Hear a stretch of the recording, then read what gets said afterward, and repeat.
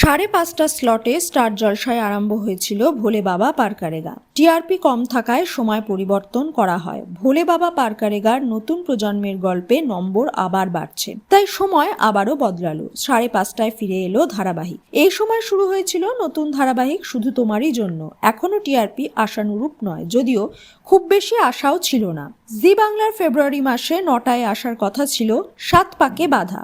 Slot ঘোষণার পরেও আসেনি। মার্চে দ্বিতীয় প্রোমো আসার পর ঘোষণা করা হয় বিকেল 5:30টায় আসবে 7 পাকে বাঁধা। তড়িঘড়ি প্রতিদ্বন্দ্বী চ্যানেল জলসাও তাদের সিদ্ধান্ত পরিবর্তন করে। ভোলে বাবা পার কারেগার উন্নতি দেখে তাকে ফিরিয়ে আনে পুরনো জায়গায়। শুটিং শুরু হওয়ার অনেকদিন পর আরম্ভ হলো 7 পাকে বাঁধার সম্প্রচার। প্রমোতে দেখা গেছে গল্পের নায়িকা শাওন শিক্ষামন্ত্রীর মেয়ে, আর শুভ শিক্ষামন্ত্রীর ম্যানেজার।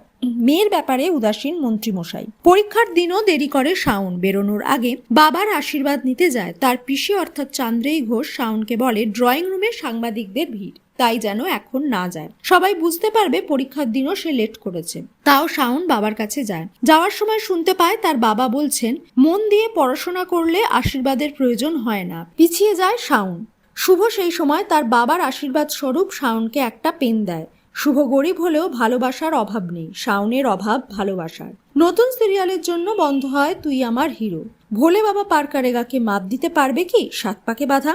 নতুন সিরিয়াল এলেও ভোলে বাবা পার কারেগার পারফরমেন্স ধরে রাখতে পারবে কিনা সেটার জন্য আরো কিছুদিনের অপেক্ষা। তবে ভোলে বাবা পার কারেগার জন্য রাত 10:30টায় টিভিমুখী হয়েছিল দর্শক। 5:30টায় অনেকেই ব্যস্ত থাকেন। অনেকের ধারণা সেই জন্যই নম্বর পায়নি ভোলে বাবা পার কারেগা। পুরনো জায়গায় ফিরলে কি হবে বোঝা যাবে আগামী কয়েক সপ্তাহের মধ্যেই।